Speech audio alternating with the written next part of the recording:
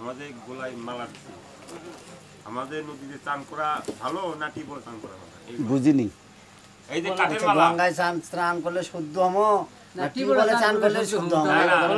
বলতেছি আমাদের চান করি, আমাদের মালা গলা দিছি, চান করলে টিউবওয়েলে চান করা লাগবে না, আপনার নদীতে চান করা যাবে।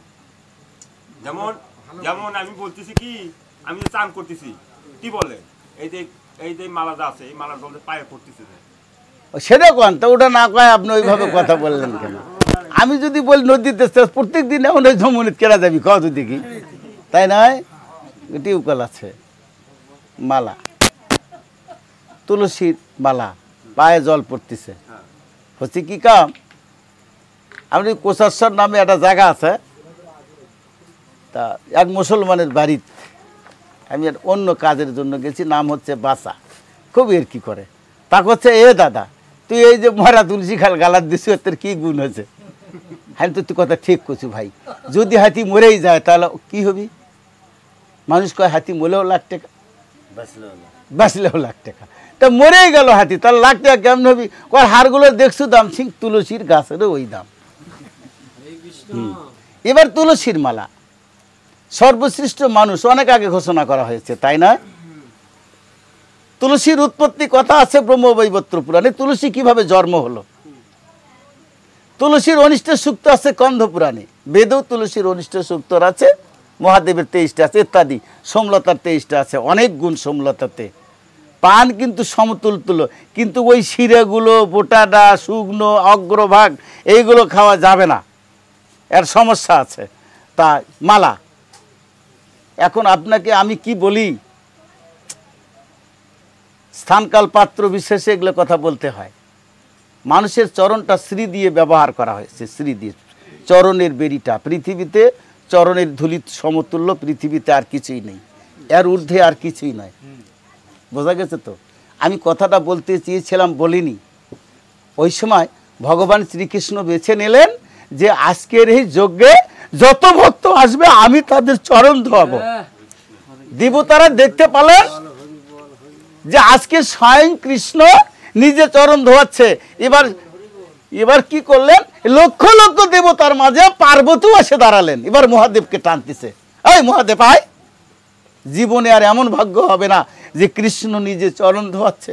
মহাদেব বলতেছে, পার্বতী, বিশ্ব জগৎ যার চরণের আশায় বসে আছে, আর তুমি কি বলছো যে তার তুমি চরণ ধোয়া জল তুমি চরণে নিবে, তার হাতের জল?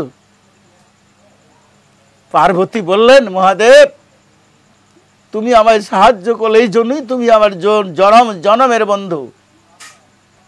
দাঁড়ালেন, মহাদেব কি করলেন? কুকুর সাজলেন। অল্প কথা, কৃষ্ণকে লঙ্ঘন করে চলে যাচ্ছে। কৃষ্ণ কি করলেন? যে মহাদেব ওই কুকুরের পাশের ঠ্যাং দুটো টানে ধরে বুকের সাথে জড়িয়ে ধরলেন, ধরে হুকুক করে কাঁদতেছে। কুকুর বললেন, কৃষ্ণ আমাকে ছেড়ে দাও, আমি চলে যাব। কৃষ্ণ বলল যে দাপর থেকে কষ্ট করছি, তোমার চরণ পাচ্ছি না, ব্রহ্মহত্যা পাপের অপরাধ, বৈষ্ণব ছাড়া গতি নাই, এই জন্যই আমি তোমার চরণ বুকের সাথে ধরেছি। ওই যে আমার কাকা গান গাছিল, দায়ের মিটা বালুরে ভাই কুরলের মিটা শিল, ভালো মানুষের জবান মিটা হুরের মিটা কিল।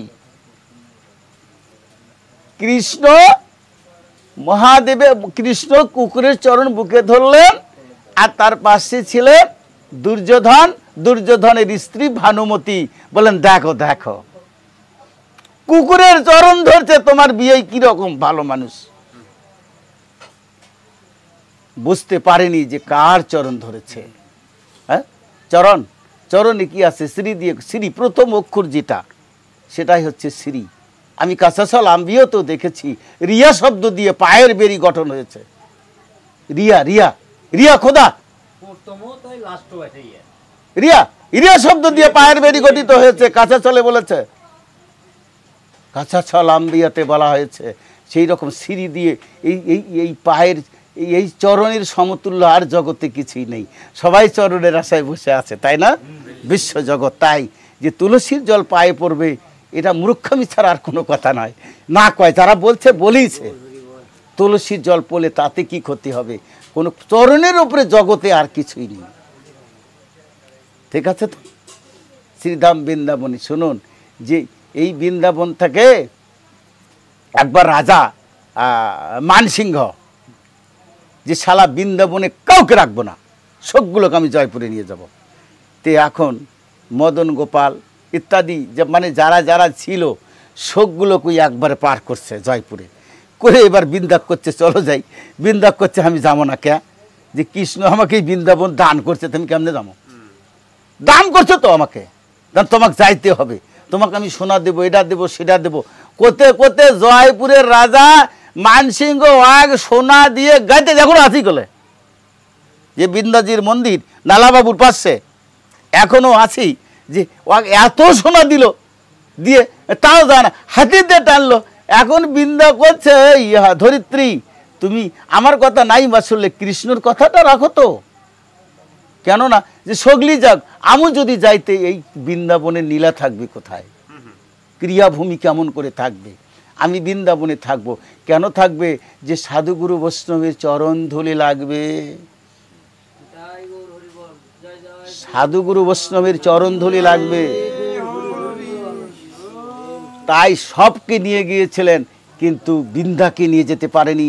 এই সাধুগুরু চরণ ধুলি নিয়ে বসেছিলেন বৃন্দা।